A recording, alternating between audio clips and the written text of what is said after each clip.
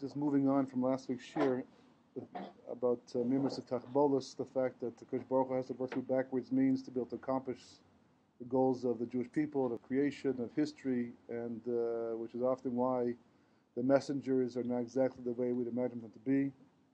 People have been heroes in people who wouldn't expect to be heroes of Jewish people, especially from a Torah perspective, because of the fact that it's not exactly how we would imagine history to unfold, because we have this very idyllic viewpoint. But as the Rizal points out, that's only when things are going the Achishana route. The Gemara calls the Achishana route, meaning that we're doing everything according to the way it's supposed to be done, that we are following, we're tied into the national goals of the Jewish people and pursuing them, and not off in our own little worlds, not off doing our own thing. And as much as the Meraglim thought that the learning of Torah would be sufficient reason for Kosh Baruch Hu to abandon the decision to enter Israel, turned out they were completely wrong, and not just completely wrong, because Baruch Hu, if what they were doing in fact was a good thing, Kosh Baruch Hu would have come back and said to them, I hear where you're coming from. I really appreciate the fact that you guys really are so into your learning and so into what you're doing over here. But Lamaisa, it's time to go to Eretz Israel. It's time to go in. I promised this land to Avram Yitzchak and Yaakov. I said the fourth generation will come back home. I have to stick to my word, and we'll start there. We'll get there. We'll get there. Work things out. Don't worry. Let us hear to the Shema. Miracles will take place. You'll be impressed. What will happen, and you'll find time to learn.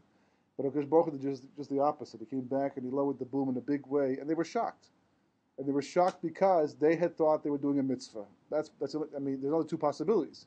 Either you're coming back and you're being suicidal, because they just saw in Parshat B'Chalotzecha, how Miriam and Aaron they got in trouble for speaking lashon hara about Moshe Rabbeinu, and the safsuf, caused the whole problem with the food, the slav and the meat. They've seen the whole history of what happens when people go against the word of Hakadosh Baruch Hu. It's not like there's second chances in these things. In which case, anybody who thought they were doing the wrong thing would hesitate.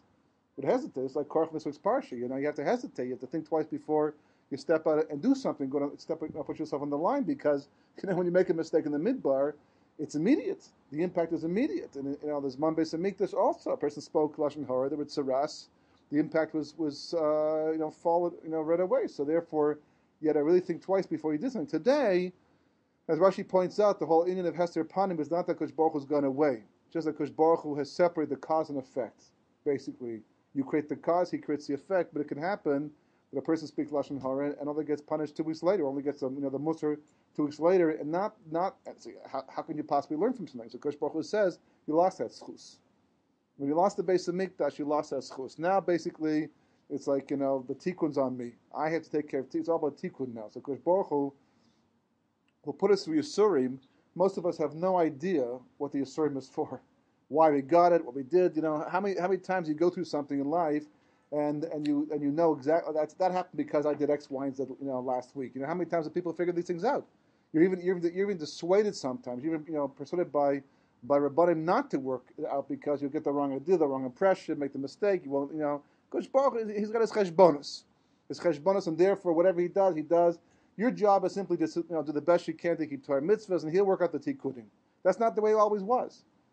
But it could even be, for the sake, as a Rizal points out, a vera gereda vera, and all the punishment that comes with it, can also span lifetimes. Not even just in this present lifetime you did something to warrant what you're going through. It could be from a previous Gilgul, or 2 Gilgulim ago, and he brings examples of this. So it's so complicated, so complex, that basically, that we're just simply, he does what he does, he's always just, he's always fair. Just do the best you can to be the best Torah Jew you can possibly, make yourself into, and he takes care of the tikkunim. But in the midbar, it wasn't like that. In the midbar, it was swift. The divine presence was hovering above. You had the Miriam, the man, you had the enemy covered basically, and you made a mistake and you got burned on the spot. It happened right there. You got the slav, and it killed you, right? The atava, right? They were burned up. It happened immediately. So if you're going to put yourself on the line, you better be pretty sure. And still Korach. It's already like 39 years later since what happened in previous parashiyot. There's a jump of time, in a sense. Korach, he left with them, so he should remember. But time had passed since the last time there was a major episode, so maybe he forgot. But everybody else that went along with them. You got to be very, very, very, sure of yourself before you're going to challenge Moshe Rabbeinu. and HaKadosh Baruch Hu and all these things. He does it anyhow. You see what happens. Moshe comes out, the anti-covenant comes back, the Shina comes back. Moshe says, if you're wrong, this is what's going to happen, and boom, it happens, just like that. So, when the Meraglim come back, they come back and they do what they do. Either they were like, just put placards on yourself that say, "Hit me, God." And it's just like, where's that lightning? It's going to come down any second, because if you're making a mistake, that's it. You're finished. And if you're not making a mistake, it has to be that the assumption has to be that in somehow rejecting the land, there was a mitzvah involved. And if that's the answer, and obviously it is the answer, there's a few explanations to why that was the case. One measure says because they wanted to keep learning in a not very ideal situation. In the midbar, it was more important to them to be able to maintain their learning sudarim in the comfort of the midbar, because Baruch created an artificial environment, but maybe you can be convinced to continue that artificial environment. Second of all is that, since the Baruch Hu makes, Tnu Ozlokim, right? That the Baruch Hu makes his strength dependent upon the spiritual level of the Jewish people, and they were basically saying, look, Hashem, you're all powerful, but since you make your strength dependent upon us, and we're not holding on the level we're supposed to be holding on, so we're going to weaken you. So rather than create a chil Hashem of losing the battle to the 31 kings of Canaan because of us, right? But you'll look weak because that's the way you run the world. Let's stay in the midbar a little bit longer, strengthen ourselves, and then go when we can finally win it. Because Baruch Hu says he rejects everything. Whatever the reason is, whatever mitzvah they thought they were doing, because Baruch Hu saw things not just a little bit different, 180 degrees different. That's a scary thing. That's a scary thing. It's scary to think that you could be somebody who's mamash, that you can be leaders of the generation, that you can be people who are learning Torah, and you got it, be gvura, okay, vis-a-vis Moshe Rabbeinu. But you experienced Har Sinai that you could be so close. It's called Dor Deya, because Chazal said there's never a generation like them. There'll never be a generation like them, until after Mashiach is come and change the world. These were unique people with unique abilities and unique experiences, and they could make such a mistake, such a catastrophic mistake. And the warning in this is, don't think for a second this is limited to them. Where's the Gemara? In Tainus, right? It's amazing when people think of the Meraglim, they don't think of Tisha B'Av. They don't. The connections doesn't come up. How many Divrei Torah did you read this last past Shabbos, or have you gone to drushes on Parshat Shlachacha and you heard people get up and talk about Tisha B'Av? Maybe Mamel and Tisha B'Av will talk about the Bechias Chinam, but the connection is not in people's minds. If the Gemara says very clearly that they came back on Tisha B'Av, of course Baruch Hu arranged it. Kabbalistically, there's a reason why they came back on Tisha B'Av. It has to do with what happened, pre-creation. But they came back on Tisha B'Av. That's the night they cried for no reason. They cried for a reason. They were scared. What do you mean, Bechias Chinam? Why is it called for no reason? You know why it's called for no reason? Where should beat the Chon? Because Baruch Hu says, if he says, I'm not going to go with you, like Moshe says to the Meraglim after, the generation of the Meraglim after they got their punishment, and they say, we're going to go anyhow. So Moshe says, we're not going with you. The Aaron's not going with you. Because Baruch Hu's not going with you. You're going on your own over here, and you're going to lose. You lose the battle. So then, there's what to fear. But if HaKadosh Baruch Hu says, I'm going with you, I'm taking you there. What's the question? Where's the fear come from? Where are the sfeikis? What's the source of all that doubt? So therefore, it's chinam. It's wasteful. There's no basis for it. Because I promised you, and I'm taking you there, Hashem says.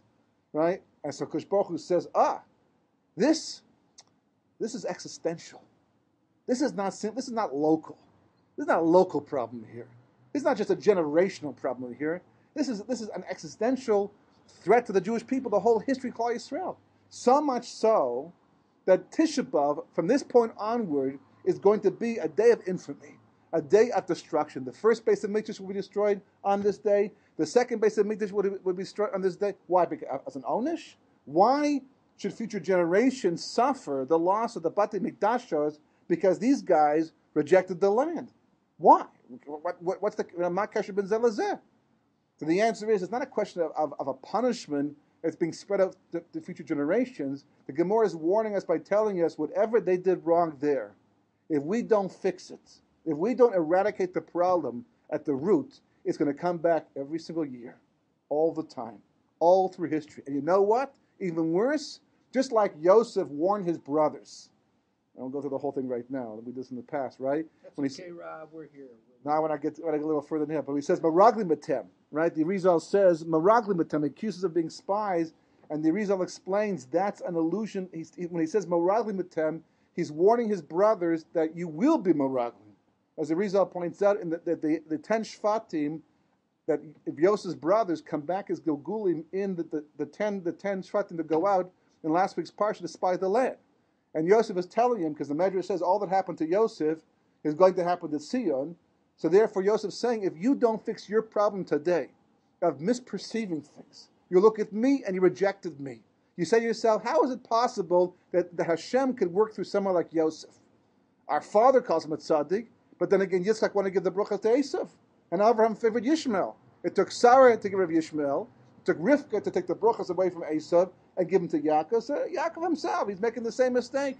We go into Shechem, and destroy Shechem without consulting Yaakov. Because what does Yaakov know? Right? If he knew something, we'd ask him. We don't ask him because he's got he's a little faulty perspective. So Yosef says, this problem of yours of misperception, of misreading the gifts of God, of misreading whom God works through, of not understanding, of seeing the world through your square little box over here, and think that anybody who's not like you, doing things the way you do things, is therefore rejected from the whole system. If you don't break out of that thing, this problem, it's local right now. Like, what's the worst that's going to happen right now? Eventually I'm going to say, Ani Yosef, and you guys will be shocked, completely shocked, speechless, and totally humiliated for the rest of your life. But it's only humiliation. But when this problem resurfaces later on, you come back in the Shvatim who go out to spy the land, and you misperceive the gift, it's not going to result only in humiliation and shock. It's going to result in terrible death for a whole generation, and 40 years of wandering, and not just that, 39 years of wandering, and not just that, but the Churban by Rishon, Churban by Sheni, and the Gemara says very specifically, it gets worse. Any generation in which the base of Mikdash is not built is considered to be the generation that destroys it. This, wanted to make that point, especially with the 3 weeks coming up very quickly. As Rosh Hashanah, another couple of weeks is going to be the 3 weeks. And the whole thing comes down to the Meraglim. The Meraglim went out this time. They went out this time of year. They came back on Tisha B'Av, and the whole thing that they did was driving them. What they caused in the end is the impact. So therefore, that is the one thing that we're fixing up. Until the base of Mikdash comes back, whatever it was that was behind the Meraglim, the chet that they created, is in every generation. Every generation, and the moment you don't even know if you have fixed up the chet of the Meraglim until the base of Mikdash comes back. Until Tisha B'Av stops being a Yom Tsar and becomes a Yom Tov instead. That's the day you know that finally, after thousands of years, the chet of the Meraglim has been rectified. Yeah. Anyhow, so the point up until now basically has been, the book is called Drowning in Pshat because the idea has been is that the mistaken perception of reality, just like the brothers didn't understand Yosef, who he was and what his role might be in Jewish history. As the Medrash points, all that happened to Yosef will happen to Sion, which means exactly what happened again. Historically, the Jewish people would not recognize what Sion was going to be when Akash Baruch Hu tried to give it to us. I mean, think about it. It's a mind-boggling thing that we could look the future in the face like that and reject it and think we're doing the right thing by doing it. And how it's even more mind-boggling how we can read that same parsha year after year and not connect it up to the way we look at things today in our history and over the last couple of thousands of years. But the bottom line is that it's because we live in the realm of Pshat. We drown in Pshat, meaning that there's different levels of Torah. We began with that Pshat, Remez, Drush, and Sod. On a Pshat level, Pshat, as much as people think put it this way, it's the simplest explanation of what's going on in a pasuk or history. That's not the most accurate. It's not the most accurate. The same way, for example, that somebody is driving along a road, it's bumpy, it's got potholes, right? And you don't want the horses to break their hooves, or you got a flat tire either for that matter. So you fill the potholes in. But you haven't necessarily solved the problem. You just make the road smoother. So here's a pasuk that on a pshat level doesn't make sense. We read it that way because you have no choice. But once you know sod, once you know the son of it, so then you can go back and read the pasuk literally, the way it's meant to be read on an ultimate level. The truth is, had we not done the luchos, had we not done the Egel Zahav, and Moshe Rabbeinu had been able to bring down the luchos Rishonos, that is the only level of Torah we would have learned. Pshat's only necessary because of the Egel Zahav, because the Jewish people lost the level they achieved by saying Nasa v'nishma. By saying Nasa v'nishma, we got back to Adam before the Chet. We are ruined to be in Gan Eden. In Gan Eden, there's no Pshat. There's only Sod. Pshat, Ramas Drush, is what fell out, right? As the world descended because of the Chet of the Yisradas Tavara, Pshat came out. You had to all these levels to build back towards the Kodesh Baruch Hu. So, having said that, right, a person must understand this is what's going on in everyday life. In everyday life, people are missing the point about history, about what's taking place, what Kodesh Baruch Hu has done for us. Here we are, sitting in a country, right, that's 64 years old? Is this 64?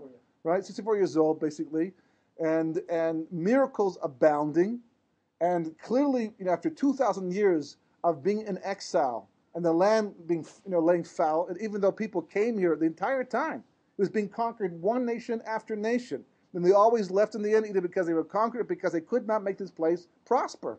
It was a hard place to make this to succeed. They planted, things didn't grow properly, just like Kodesh Baruch Hu promised. And finally, after the Holocaust, this whole thing, happens, against all the odds, to the point that even that the UN votes to give the land to the Jewish people as a homeland, even though the British originally only wanted to give us a place as a homeland, but not as a country, official state, to the point that the president of the United States of America, who becomes president also through unusual means, and they come to him, and they say to him, and the State Department is against the formation of a state because of all that's going to happen with the Arabs and the British, etc., etc. And they come to him, and they want to push this thing through, and they're trying to persuade him not to go along with it, Marshall and all company basically, and he comes along and says no, just on the contrary. Now his predecessor Roosevelt would even have considered the following statement, but he comes along and says, "How can I not?" When this is clearly the fulfillment of a promise made by God to the Jewish people in Deuteronomy chapter 28, I think it is, where the Jewish people will come back to their land after this long exile. And here I have a chance to be part of that, and I'm not going to be a part of it. So, I don't know if I mentioned before the story, but I happened to come across this in the course of researching this book. Right, I came across a beautiful quote in a book I would never have known about, because it's not in the libraries I would have come across. But today with internet, which still remains controversial, but what you can find is unbelievable. And this book showed up. It's available through, I think, Amazon or something like that. But they had sections online you could look at, huge sections. And this is a description of when Chief Rabbi Herzog came to Truman after he already had helped push through the acceptance of the State of Israel through the UN, and he came to pay tribute to him, to thank him. So he says to him, Mr. President, I want you to know that what you've done here is, fantastic and on par with what Cyrus did, Koresh did back at the time of the second Beis Hamikdash. And it begins reading from Sefer Ezra. This is an American aide reporting this. A non-Jewish American aide standing here watching the whole thing take place and is reporting it. And he says, he writes in this little thing, as the rabbi began to read from the book of Ezra, it occurred to me that he was overdoing it. I thought, this is in other words, this is schmaltzy. This is like laying on the covet beyond what has to happen. Thank him, say it's for the whole thing, but to go ahead and compare it to what's going out to the president, and he says, and then I looked at President Truman, and there were tears coming down his face. He was taken aback. So when the chief rabbi finished reading from Ezra, they stood up, and President Truman turns to the chief rabbi and says to him, he says, Rabbi, do you really believe that what I've done here is on par with what Cyrus did back in his time at the Second Temple, and that the hand of the Almighty was involved in all of this? This is what he says, that the hand of the Almighty was involved in all of this? And the chief rabbi says, just like Cyrus will have his place in Jewish history, so too will you. At that point in time, President Truman cried.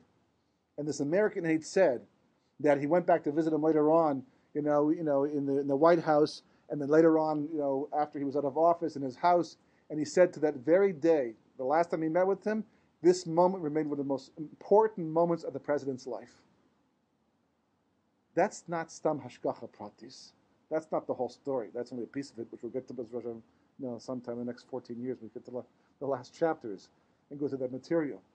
But here, the situation, Hashgacha Pratis, is screaming out the history. No matter what you believe, and how much you've learned, and how many times you've gone through Pshat, it's screaming out. The miracle is so incredible that the only thing missing is a golden great invitation from Shemayim that says, please come home. Because Baruch Hu, he builds the place up. He came in 1948, they're still draining swamps at that point in time. So Kosh Baruch Hu says, will you come now? No, you're kidding? We're not swamp draining. We're used to better than that. Kosh Baruch Hu, I'll get back to you. Right? Comes back a little bit later on, the swamps have been drained, the place is a little bit built up, there's now a little bit of infrastructure. How about now? Are you kidding? Look at what we have back, where we're living over here, living over there. Kosh Baruch Hu, okay, fine, I'll get back to you, a little later on. Comes back another 10, 15 years later, the place is starts to boom. There's buildings going up. Okay, we have the technology at that point in time is not yet filtered down from the army to the everyday life of the person in the street. We're still doing Makola, on these little, cards and things like that. And, it's a little backwards, and you can get to the phone company and wait for hours to find out they don't even know where your phone bill is in the first place. You still have, but, things are moving ahead. How about now? No, not going to happen. That's what Golda Meir said. Forget about the American Jews. Go after the Russian Jews. They're suffering. They'll be interested maybe in getting out. But the American Jews is not going to happen. Not fast. Not right. 10, 20 years very past, the place is now built up even more so. As one person once told me that when I asked her if they had lived in Israel, it was like 20 years ago, maybe even longer, I asked her, do you plan to go back? And she said no. And I asked her why. She said because there are no disposable diapers in Israel. Only cloth ones. So Baruch Hashem, a few years later, they had disposable diapers. They made Aliyah once again. They came back. I don't think that was the reason why, but at least they were there when they came back finally. And the place, and Kosh Baruch Hu says, how about now? How about now? Well, we still can't get that, right? So Kosh Baruch Hu brings that too, right? And it gets better and better to the point that this place is so ready to move in. It's a turnkey operation. Turnkey operation. Kosh Baruch Hu built the entire place up. And all you have to do is come with the key, put it in the lock, and what? And what? And people still aren't coming? What is it? What does it take with you guys? Because we're doing Pshat. It goes back to old problems. How is it possible that this can be a chelik of Geula when it didn't happen through Torah leaders? Like Rav Kook, he got involved, but it wasn't like he was the leader of the whole thing. He didn't actually, create with the whole Moses, Gedolei Torah. Right, he was an individual, a yachid, who went out, saw what was going on, tried to be a part of it, tried to refine it, right? But the rest of the nation wasn't really involved. They rejected it. Because how is it possible that Yosef could be the one Hashem has chosen when he looks like that and he behaves like this, so different from the rest of us? How is it possible? So how is it possible this country, is this a chelik of Geula? It sure feels like it. Sure looks like it. I mean, how do you build a base of Mikdash with a sword in one hand and a brick in the other? How do you do that? How do you do it? When Nehemiah talks about it, right? Nehemiah, that's exactly what happened. They came back. They were shoes to go back. Kosh Baruch Hu gave us, this is a gula. This is after Purim. We could go back. Kosh Baruch Hu, he gave us, he opened the door to go back, and we still have to defend ourselves against the enemy, but we do anyhow. Because we could have lost. We could have been destroyed, but we still were successful. Proof, right? Says Tanakh that Kosh Baruch Hu is with us. They have a sword in one hand and a brick in the other, and they stand up and say, clearly the hand of God is upon us. We're all going, the hand of God upon you would have been no sword, only bricks, bricks coming from Shemayim.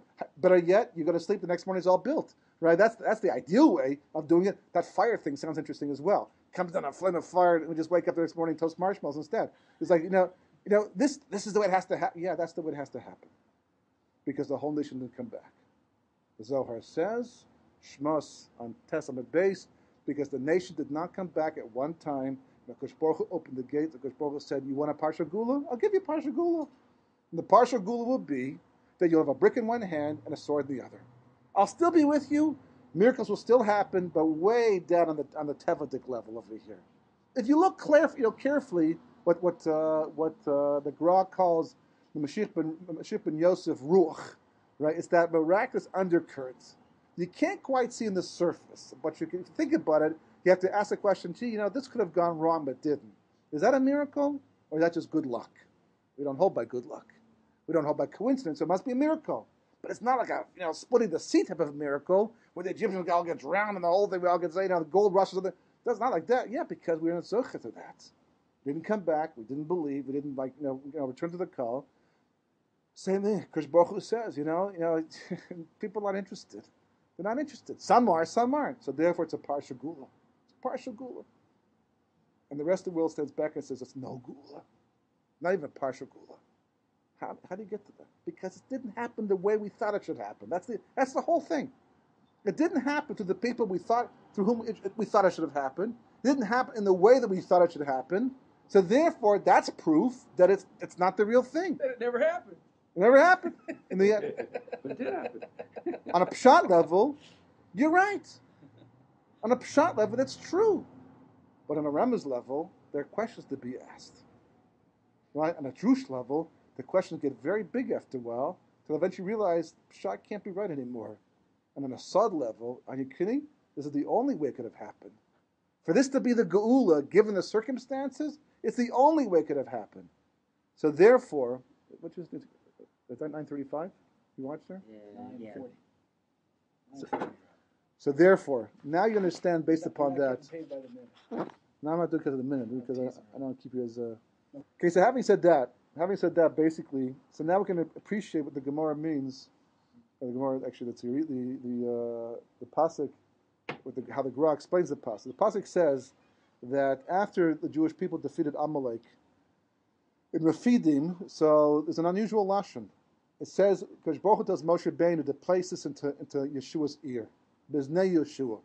Speak this into the ear of Yeshua. Now, it's unusual. Just tell Yeshua that this is what has to happen. What do you mean, place into his ear?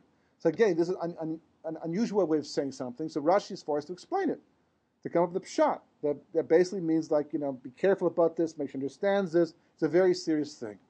But the Gra comes along and says what it really means on a Sod level, which is really the true Pshat over here, is that Gematria, the word Baznei, is actually Sod. So the Gra says the only way to defeat Amalek, this is talking about the future of defeating Amalek, right? So the only way to defeat Amalek is B'derech Sod. That's what the Gra teaches, his Talmidim. Yet the only way at the end of history to defeat Amalek is going to be B'derech Sod. Now that fits very nicely with what the Zohar says. The Zohar says,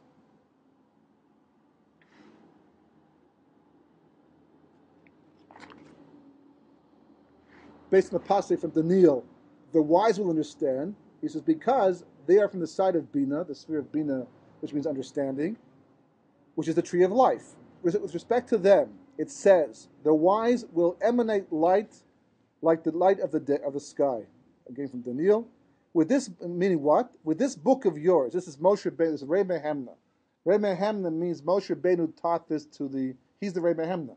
Moshe Rabbeinu came back and taught this to Rabbi Shimon Bar Yochai, to put this in the Zohar. He says, with this book of yours, Sefer HaZohar, which is from the light of Bina, which is called Tshuva, that this is what will happen to them. They do not need to be tested, meaning the people who learn it at the end of history will not, or at the time of Gula at least, they will not need to be tested, or they will not have to go through Yisurim. They won't have to go through what happens the end of with Gog and Magog.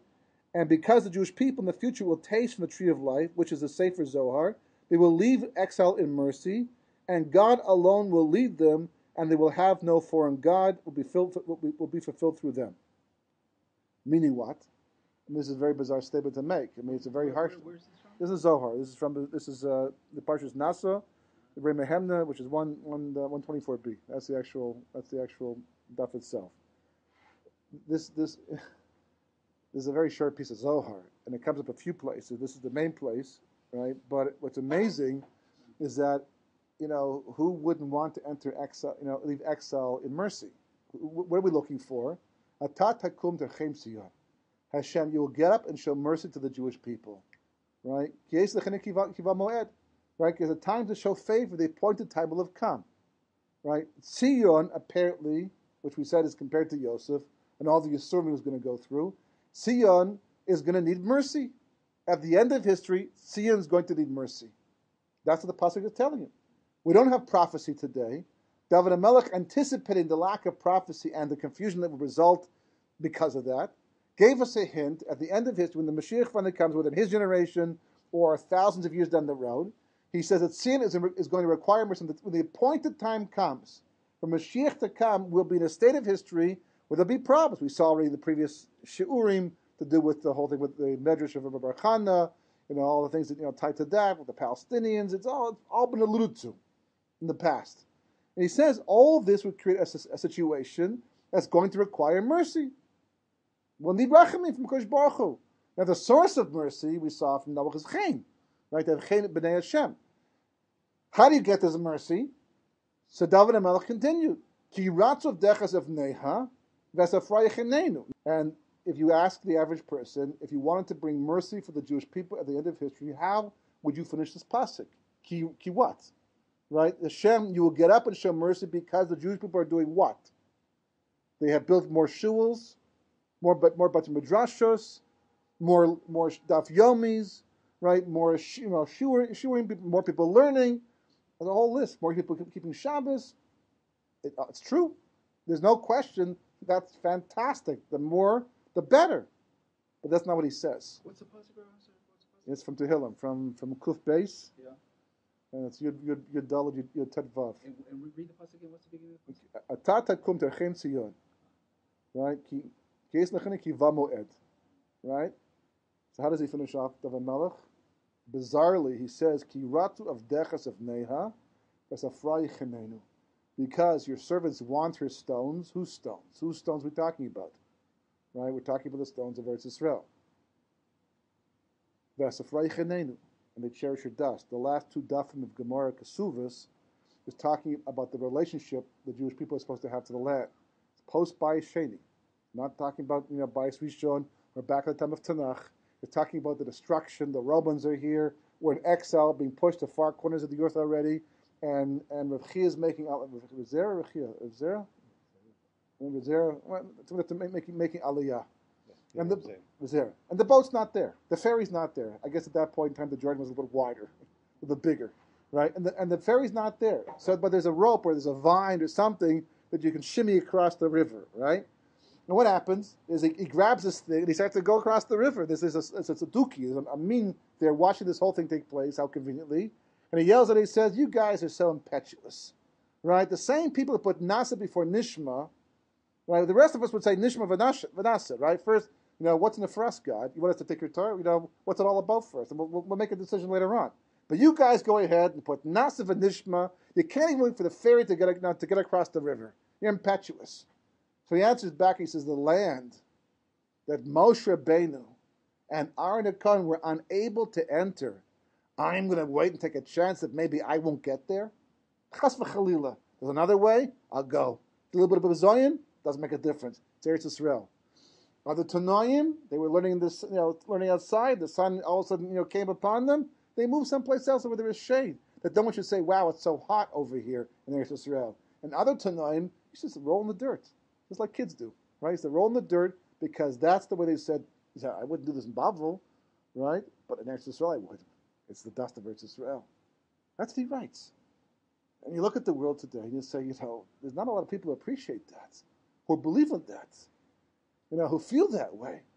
Because even if you don't hold that what happened 64 years ago was a chelik of the Gula, it doesn't mean you're pater from the second part of that pasuk, the second pasuk over there.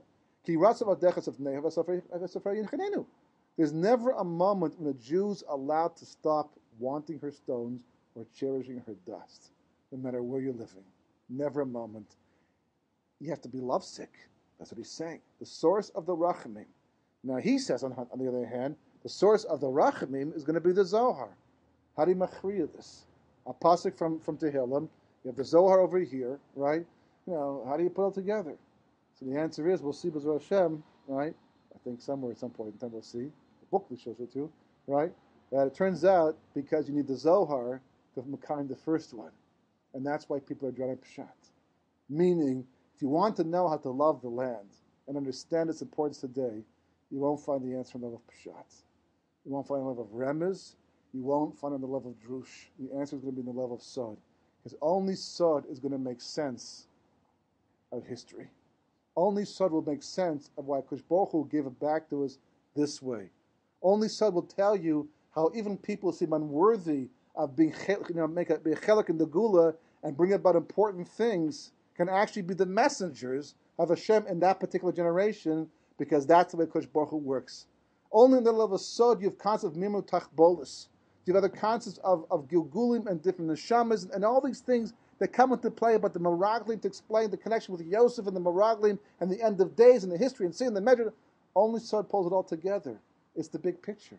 Without the big picture, it's going to look exactly the opposite. You will not see the world the way Hashem sees the world. And the opportunity of Geula will stare us in the face and we'll look the other way.